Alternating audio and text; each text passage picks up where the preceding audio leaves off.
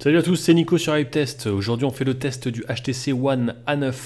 On retrouve une coque tout en alu avec une très belle finition. On est sur du haut de gamme sur ce téléphone là. Tout en alu, différents coloris disponibles. Argent, noir pour le moment, et il va y avoir les versions or et rouge qui est magnifique, qui vont bientôt être disponibles en France. Donc vous retrouvez l'objectif de 13 millions de pixels, ainsi que le double flash LED. Vous retrouvez dans la partie basse le bouton menu qui fait office de lecteur d'empreintes également.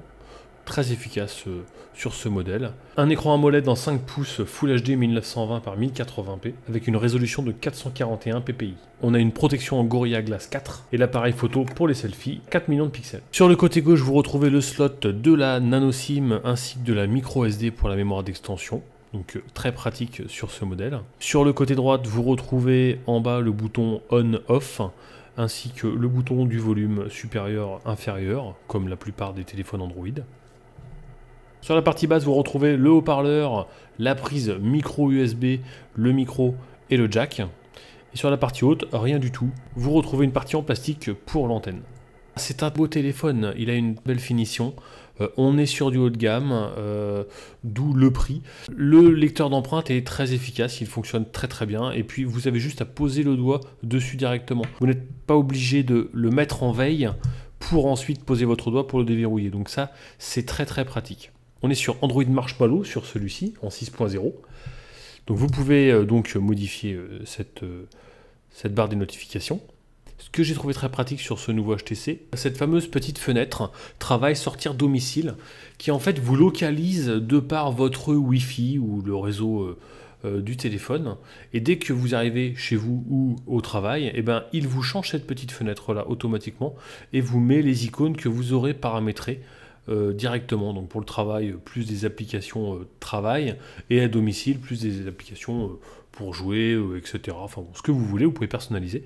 Et donc il vous détecte de par le Wi-Fi. Donc s'il trouve le Wi-Fi de chez vous, hop, il vous bascule avec les nouveaux icônes, avec les icônes du menu de chez vous. Donc ça, j'ai trouvé ça assez pratique.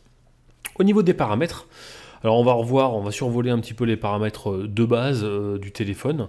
Donc vous retrouvez le mode avion, le Wi-Fi, le Bluetooth, les données mobiles, bon, voilà, les plus. Vous avez donc la fonction NFC, qui peut être très pratique pour la récupération d'informations. Vous pouvez personnaliser le téléphone, donc changer les fonds d'écran, ajouter des widgets, gérer les pages d'accueil, changer les thèmes, modifier les thèmes, changer les couleurs, l'accentuation des couleurs, les fonds d'écran, les sons, les polices, le clavier, bon voilà. Ça jusqu'à là, rien de spécial. Au niveau du lecteur d'empreintes, donc vous avez un code de sécurité au cas où pour l'empreinte, et vous pouvez donc ajouter jusqu'à 4 empreintes. Donc voilà, ça se fait automatiquement. Vous posez le doigt, ça rentre votre empreinte au fur et à mesure. C'est assez précis. C'est un petit peu plus long que sur le Honor 7, mais c'est quasiment aussi long que sur l'iPhone 6S. Mais il est très efficace ce lecteur d'empreintes. Vous pouvez ajouter plusieurs doigts, réinitialiser directement les empreintes si vous le souhaitez. Vous avez les comptes de synchronisation, voilà, bon, rien de spécial, la localisation, la sécurité, l'accessibilité. Vous pouvez sauvegarder, réinitialiser, voilà. Alors, obtenir les contenus d'un autre téléphone. Donc ça, c'est très pratique. Si vous venez d'un iPhone ou d'un autre téléphone HTC ou un autre Android, vous avez des facilités pour récupérer toutes vos informations.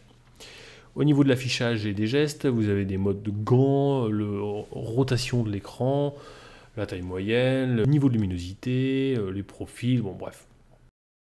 Les sons et notifications, les appels, les applis, mémoire USB. Donc sur cette mémoire-là, on est sur un 16 Go, mais extensible via micro SD. L'alimentation. Alors l'alimentation, au niveau de la batterie, vous avez des économiseurs d'énergie qu'on peut choisir, et puis le mode éco extrême, donc c'est un petit peu comme sur les derniers téléphones qu'on a testés. Vous avez plusieurs modes pour économiser au maximum la batterie, donc ça c'est plutôt pas mal.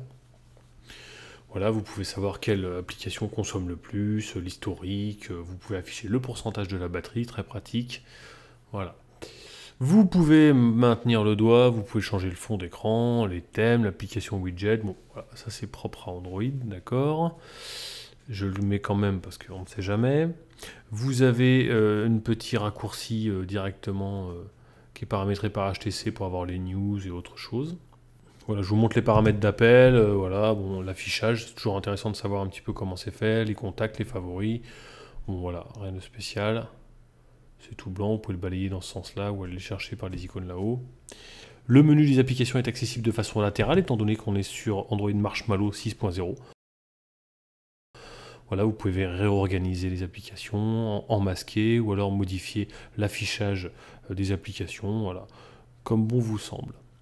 Pour Antutu, on a fait un test, on arrive, on n'a pas une très bonne place, hein, on tombe derrière le Note 4 qui a quand même 2 ans. Voilà, on est loin des mobiles actuels, on a un résultat de 38 797, qui est plutôt pas mal, mais bon, on a vu mieux. Cela dit, l'écran est de très bonne qualité, je trouve, avec de très belles couleurs. Au niveau des jeux, alors les jeux, j'ai essayé un jeu assez lourd pour tester, pour voir si le Pro se suit.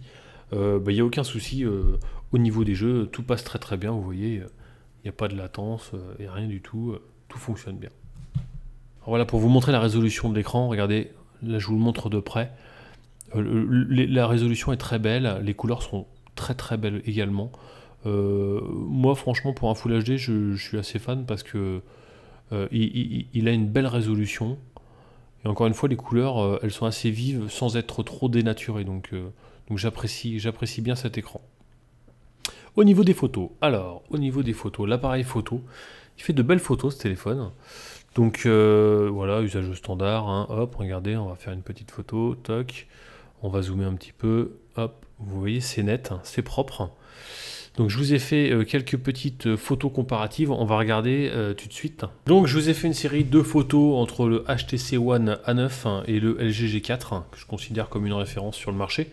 Donc vous voyez en extérieur la différence de qualité. À vous de vous faire votre propre idée. Là, un petit peu moins d'éclairage sur cette photo. Voilà, il s'en sort bien, hein, le A9. Là, quasiment pas d'éclairage du tout. Donc là, on voit que le LG G4, par contre, capte plus de luminosité. Voilà, ça, c'était l'éclairage dans la pièce. Voilà, le GG4 ressort quand même plus de lumière par rapport au A9. Là, un petit peu plus de près. Voilà, plus de luminosité toujours, et puis G4 un petit peu plus net. Voilà, là c'est un petit peu similaire au niveau des photos. Toujours un petit peu plus clair, hein, sur le G4, plus de luminosité. Alors au niveau de l'appareil photo, donc quelques petits réglages, voilà, le flash en automatique, on peut le verrouiller ou pas, le mode HDR, le mode selfie, là vous avez les paramétrages, du 10 millions de pixels si vous voulez du 16 neuvième, vous pouvez modifier, passer sur du 13 millions de pixels, mais vous ne serez qu'en 4 tiers. C'est un petit peu dommage, on va se retrouver avec des bandes noires à droite et à gauche. Vous avez possibilité de changer la qualité vidéo, Full HD ou HD, il n'y a pas de 4K par contre, ils ne filment pas en 4K, c'est dommage parce que pour un téléphone à ce prix-là, ils auraient pu mettre en 4K. Vous avez les paramètres généraux qui sont disponibles également, vous pouvez faire afficher une grille si vous le souhaitez, le géomarquage, les options de volume, bon, voilà. Ensuite, vous appuyez sur le petit bouton en bas à droite, vous avez les modes autoportrait, appareil photo, panorama, ralenti, le mode pro ou alors l'hyperlapse. Alors vous pouvez passer en mode donc manuel. Alors là vous pouvez donc régler, ça fait un petit peu comme le G4 où vous avez accès directement à plusieurs réglages que vous pouvez paramétrer directement pour faire vos réglages vous-même. Donc tout est en manuel. Voilà, vous pouvez tout régler, hein, l'ISO, l'auto, le focus, l'éclairage, la luminosité. Vous avez pas mal de réglages qui sont disponibles. Donc je trouve ça bien que les jauges restent apparentes pour continuer le paramétrage tout en douceur. On voit toujours nos réglages selon la fonction qu'on a modifiée.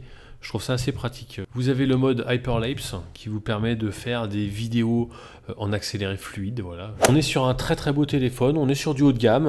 Voilà, moi ce que je trouve dommage, c'est que c'est qu'un 5 pouces. C'est même pas un 5 pouces 2. Ils auraient pu pousser sur un 5 pouces 2 par rapport au prix, parce qu'on est entre 550 et 580 € le téléphone. Voilà, je trouve l'écran un petit peu petit. Il a une très belle résolution, il a de très belles couleurs. Je le trouve un petit peu lent à mon goût. Je trouve qu'il rame un petit peu. Ça c'est voilà, c'est mon avis personnel, mais je trouve vraiment que je trouve pas assez rapide. L'appareil photo et la finition, j'en suis content, j'en suis satisfait. La possibilité de pouvoir étendre en SD, ça c'est très bien également. Donc il a beaucoup de points positifs ce téléphone, puisque esthétiquement il est très bien, il tient bien en main, il a un lecteur d'empreintes, il fait de belles photos. Voilà, maintenant je trouve un petit peu cher.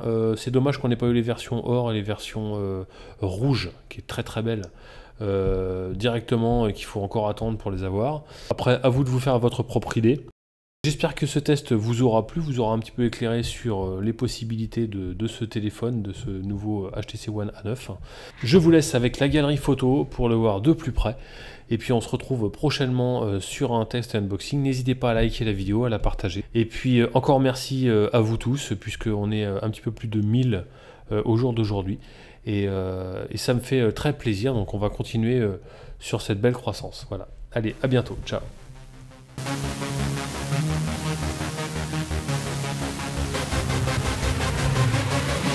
Yeah.